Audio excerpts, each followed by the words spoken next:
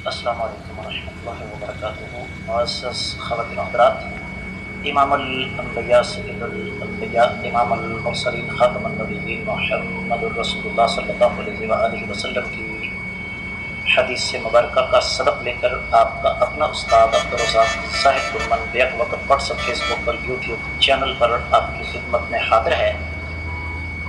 آج مشکات المصابیح سے باب الاستغفار والتوبہ یعنی استغفار اور توبہ کے باب سے جو حدیث میں آپ کو پڑھا رہا ہوں 2352ویں کتاب میں ہے اور 7ویں باب میں ہے۔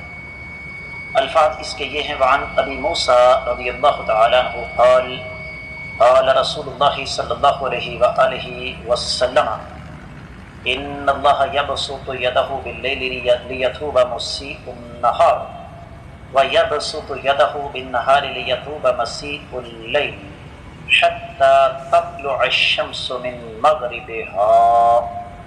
رواہ مسلم۔ حدیث مبارکہ صحیح مسلم میں آ گئی، لہذا اس کی سند پر کسی قسم کا کوئی تبصرہ کرنے کی ضرورت نہیں ہے۔ حدیث کے راوی سیدنا ابو موسیٰ اشعری رضی اللہ تعالیٰ عنہ ہیں، ایک ایسی ہستی جو کسی تعارف کی محتاج نہیں ہے۔ آئیے حدیث کے ترجمے کی طرف۔ سیدنا ابو موسیٰ اشعری رضی اللہ تعالیٰ عنہ سے روایت ہے، وہ بیان فرماتے ہیں کہ نبی کریم صلی اللہ علیہ وآلہ وسلم نے ارشاد فرمایا: بلا شبہ اللہ رب العزت رات کو اپنے ہاتھ پھیلاتے ہیں تاکہ دن بھر گناہ کرنے والے اللہ کے حدود توبہ کر لیں، اور دن کو اللہ تعالیٰ اپنے ہاتھ پھیلاتے ہیں بلکہ اپنا ہاتھ پھیلاتے ہیں تاکہ رات بھر گناہ کرنے والے اللہ کے حدود توبہ کر لیں، اور یہ سلسلہ اس وقت تک جاری رہے گا جب تک سورج مغرب سے طلوع نہیں ہو جاتا۔ معزز خواتین و حضرات، بڑی عظمت والی حدیث ہے جس میں معنی اور مفہوم کا ایک وسیع سمندر بند ہے، لیکن اختصار کے تقاضے آگے بڑھنے کی راہ میں رکاوٹ ہیں، لہذا اختصار کے ساتھ کچھ باتیں آپ کی خدمت میں رکھوں گا۔ سب سے پہلی بات تو یہ کہ یہ حدیث مبارکہ ہمیں یہ بتاتی ہے کہ اللہ مالک العلام رب الجلال والاکرام کے اللہ تعالیٰ کا ہاتھ ہے، کیسا ہے؟ جیسے اس کی شان کو لائق ہے۔ ہمارے پاس ہماری یہ حیثیت نہیں ہے کہ ہم یہ بات کہہ سکیں کہ اللہ تعالیٰ کا ہاتھ کیسا ہے۔ پہلی بات تو یہ ذہن میں رکھنے والی ہے۔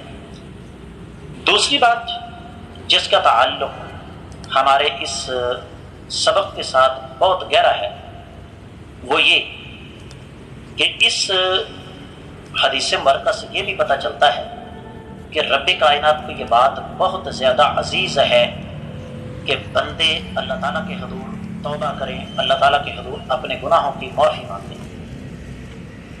اور اس حدیث مبارکہ سے یہ بھی پتہ چلتا ہے کہ رب کائنات دن رات 24 گھنٹے توبہ کا دروازہ کھولے ہوئے ہیں، اس انتظار میں ہیں۔ حالانکہ رب کائنات کسی کے پابند نہیں ہے، لیکن اس کے باوجود اللہ مالک العلام رب الجلال والاکرام اس بات کا انتظار کرتے ہیں کہ بندے اللہ کے حضور توبہ کریں اور اللہ تعالیٰ ان کی توبہ کو قبول کریں۔ اب اللہ تعالیٰ اس انتظار میں کیوں رہتے ہیں، یہ انشاءاللہ آگے آنے والی احادیث میں بات آنے والی ہے۔ اور اس حدیث مبارکہ سے یہ بھی پتہ چلتا ہے کہ جب تک سورج مغرب سے طلوع نہیں ہو جاتا، یہ قیامت سے پہلے کی بات ہے، تب تک توبہ کا دروازہ کھلا ہے، لہذا ہمیں اللہ تعالیٰ کے حضور مسلسل توبہ کرتے رہنا چاہیے۔ اس کے ساتھ ہی اس حدیث مبارکہ کا سبق بھی مکمل ہوتا ہے۔